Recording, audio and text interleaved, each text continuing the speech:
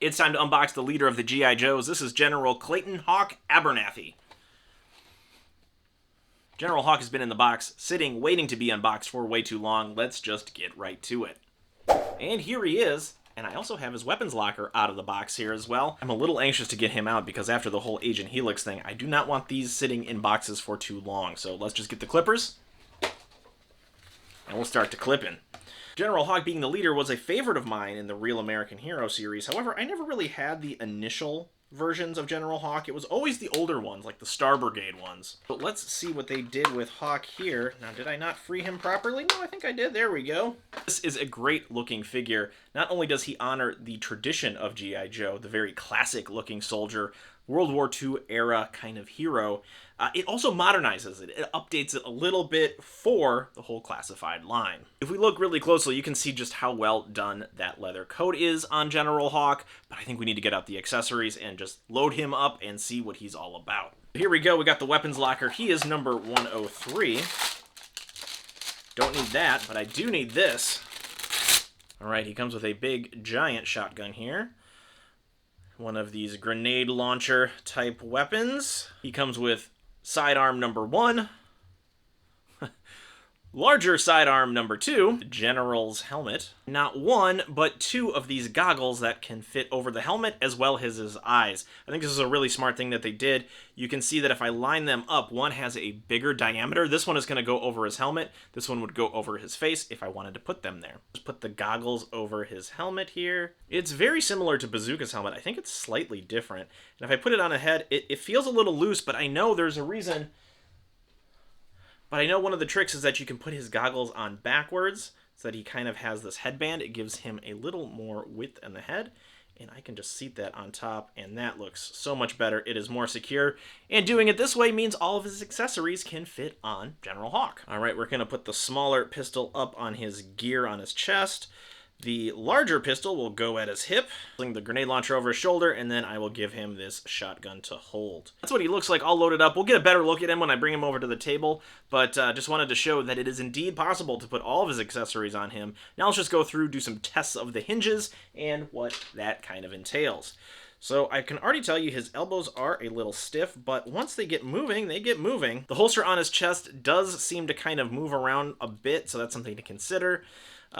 Yep, similar situation with the joints on this hand too. The hands do move. You can look down pretty well, but looking up isn't all that great.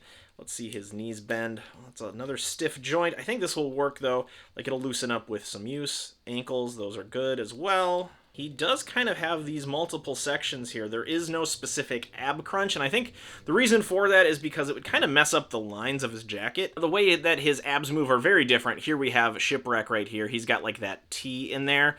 This is just a ball joint. One sacrifice that you get with that, though, is that the zipper on his jacket misaligns. Small nitpick, I know, but listen, if I weren't a guy reviewing action figure toys on the internet and I didn't have a couple nitpicks, like, really, what would I be? The decorations and details on him, again, we'll get a little closer look, but if you can just see them there, he's got his nameplate, he has all of his decorations and medals. On one side, he has the patch Yo Joe, and on the other side, of course, the American flag. A real American hero, after all. I've been noticing some good range in the butterfly joint here on the right hand. The left hand just isn't as good. I think a lot of that has to do with the way that the holster is situated on him, but I think what we do now is we get him over to the table, take a look at him a little more in depth. And here we have General Hawk up close. As you can see here, the detail on this figure is fantastic, and as I get this even closer, you can see just all of the attention to detail that went on in this figure. His coat is really the highlight of everything, and he does come with a few accessories. He has this grenade launcher of sorts. He also has this shotgun, but I don't think he really needs them. The way that he's situated, the way that he stands tall, the way that he just kind of has this air of gravitas about him is really great. Here you can see the helmet goggles do remove, and if I remove the helmet, the goggles that kind of fit backwards on him kind of do a nice job of keeping the helmet on. If we get a close look at the helmet, you can see that there's a ding, a dent.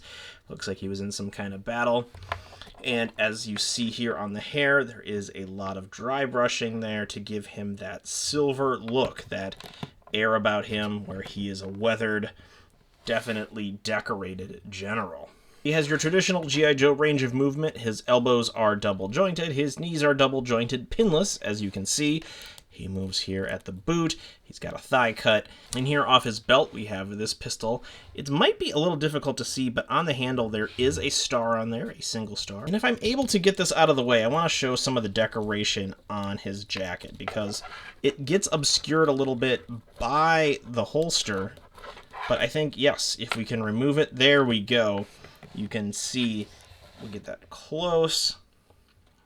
The paint application and the attention to detail on here, no issues whatsoever. You know what, let's see what the goggles look like on him. Okay, I mean, I can see that's definitely a look. It's not my favorite look for him.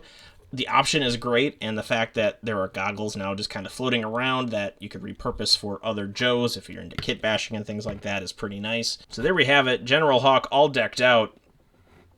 I think from here what we do is we get some cool shots of him, possibly with the vamp, clutch driving him around, and then we'll talk about my overall thoughts for this character, but hopefully you kind of already understand them.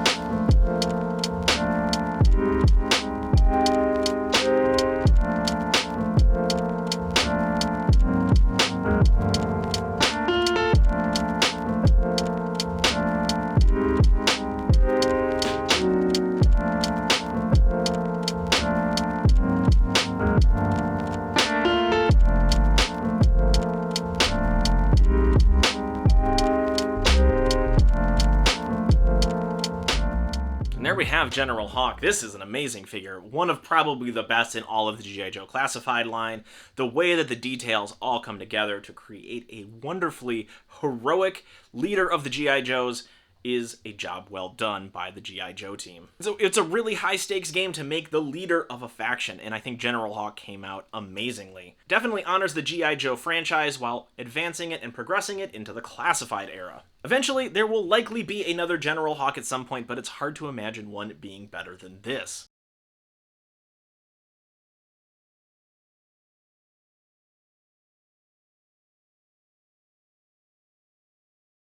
Or any other cool collectibles, be sure to follow. You don't want to miss another video. Thank you so much for watching. We'll see you next time.